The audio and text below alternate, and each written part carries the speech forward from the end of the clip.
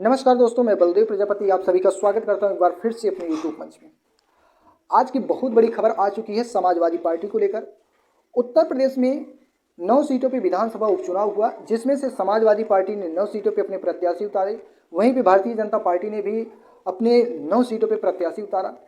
चुनाव का जो परिणाम आता है तो उसमें समाजवादी पार्टी 2 सीट जीतती है और 7 सीटों पर बीजेपी जीत हासिल करती है। अब इस चुनाव बीतने के बाद, चुनाव होने के बाद एक सीट मिल्कीपुर सीट है। मिल्कीपुर सीट पर चुनाव होना था 9 सीटों के साथ, लेकिन चुनाव आयोग ने मिल्कीपुर विधानसभा सीट की तारीख का ऐलान नहीं किया, क्योंकि मिल्कीपुर सीट पर याचिका लगी थी। अब मिल्कीपुर सीट पर उपचुनाव होना है और जो खबरें आ रही हैं कि चंद्रशेखर आज़ाद की एक पार्टी है, आज़ाद समाज पार्टी। आज़ाद समाज पार्टी ने इन 9 सीटों पे अपने प्रत्याशी को उतारा था, जिसमें से एक सीट शीशमऊ सीट है। शीशमऊ सीट पे आज़ाद समाज पार्टी के नामांकन का पर्चा खारिज कर दिया गया था। अब शीशमऊ सीट पर समाजवादी पार्टी के समर्थन में उतर गए थे आज़ाद समाज पार्टी के प्रत्याशी, और चंद्रशेखर आज़ाद ने वहाँ पे समाजवादी पार्टी को समर्थन दे दिया था। अब चुनाव का जो परिणाम आता है तो शीशमऊ सीट से नसीम सोलंकी जो समाजवादी पार्टी की प्रत्याशी हैं, वो अच्छे खासे वोटों से जीत हासिल करती हैं। तो कहीं ना कहीं समाजवादी पार्टी को चंद्रशेखर आज़ाद के जो चाहने वाले हैं, जो मानने वाले हैं, वो समाजवादी पार्टी को वोट किए थे। और वहीं पे 8 सीटों में से एक सीट मीरापुर सीट पे बहुत अच्छा प्रदर्शन रहा चंद्रशेखर आज़ाद की पार्टी का।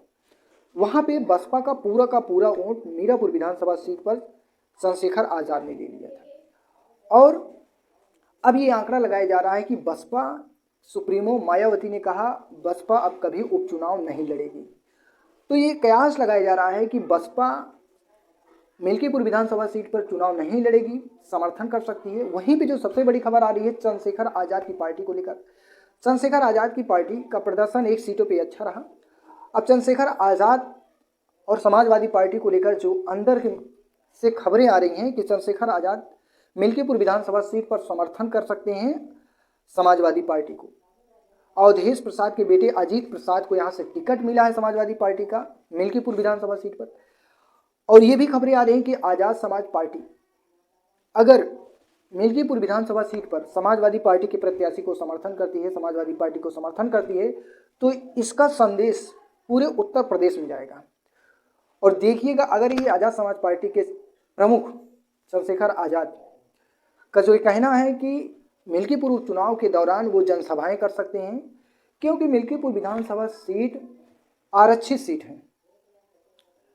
यहाँ पे दलितों की संख्या बहुत ज़्यादा है और टोटल वोटर यहाँ 3 लाख के आसपास वोटर हैं, और जिसमें से सबसे ज़्यादा वोटर दलित वोटर हैं। दलितों में अब पासी भी आते हैं, धोबी भी आते हैं, और एससी में जो दलित भाई माने जाते हैं वो लोग भी आते हैं। तो यहाँ पे खास जो दलितों का वोट माना जाता है 80,000 माना जाता है, और यादव जो हैं वो 50 से 60 हज़ार के आसपास हैं। 50,000 पुराना आंकड़ा है, नए में कुछ ना कुछ बड़े होंगे, तो 55 या 60 हज़ार के आसपास होंगे। और यहाँ पे मौर्य समाज भी 10-12 हज़ार है, चौरसिया समाज यहाँ 15-20 हज़ार है।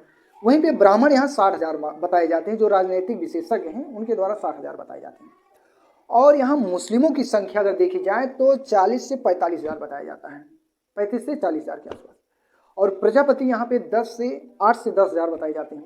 तो ये सब जो आंकड़ा निकल के आ रहा है, यहाँ पे छत्री जो बीजेपी के मूल वोटर यानी कि कोर वोटर माने जाते हैं, छत्री यहाँ पे 25 हज़ार बताए जाते हैं। तो ये जातीय समीकरण, जो जातीय आंकड़ा है, और ये आरक्षित सीट है मिल्कीपुर विधानसभा सीट, तो कहीं ना कहीं यहाँ पे आप लोग देखिएगा, अगर चंद्रशेखर आज़ाद मिल्कीपुर विधानसभा सीट के लिए पूरी तरीके से समर्थन दे देंगे और इसका बहुत बड़ा प्रभाव जाएगा पूरे मिल्कीपुर सीट के साथ साथ पूरे उत्तर प्रदेश में जाएगा। तो आने वाले 2027 के चुनाव के लिए देखिएगा, अखिलेश यादव और चंद्रशेखर दोनों चुनाव मिलकर लड़ेंगे। और अगर ये दोनों एक हो जाएंगे तो लोगों को एक चीज़ में साफ साफ कह दूँ कि 2027 का जो चुनाव है वो कहीं ना कहीं समाजवादी पार्टी के लिए एकदम साफ हो जाएगा। इसकी जीत कहीं ना कहीं निश्चित हो जाएगी। और एक जो कमियाँ हैं समाजवादी पार्टी में, बहुत बड़ी कमी है, वो है कि मिल्कीपुर विधानसभा सीट पे अवधेश प्रसाद सांसद हैं, उन्हीं के बेटे को यहाँ पे देखिए टिकट दिया जा रहा है। तो कहीं ना कहीं जो समाजवादी पार्टी में है, अगर उनको सांसद हैं या विधायक हैं तो उन्हीं के परिवार में दूसरा टिकट मिल जा रहा है। इसकी वजह से जो 9 सीटों पे चुनाव हुआ, यही वजह रहा कि जो कई सीटों पे चुनाव हार गए। जैसे कटेरी में लालजी वर्मा की पत्नी को दे दिया गया, यहाँ हार गए। यहाँ पे अगर भीम निषाद को मिलता तो शायद वो चुनाव जीत लेते, 100% जीत लेते, बहुत ज़्यादा अंतर नहीं था। वहीं पे डॉक्टर रमेश बिंद की बेटी को दे दिया गया, ज्योति बिंद को टिकट, लोकसभा में उनको टिकट और विधान जब उपचुनाव होता है तो उसमें उनकी बेटी को टिकट। तो ये देखा जाए तो कहीं ना कहीं रिपीटेड या फिर परिवार को टिकट देना, उसी परिवार को, ये समाजवादी पार्टी के लिए एक बहुत बड़ा खतरनाक साबित हुआ। अब ये रिपीट नहीं करेंगे 2027 में, देखिएगा अखिलेश यादव रिपीट नहीं करेंगे इस चीज़ को कतई रिपीट नहीं करेंगे, नहीं तो आप लोग देखिएगा। तो अखिलेश यादव में ये भी परिवर्तन करने की ज़रूरत है।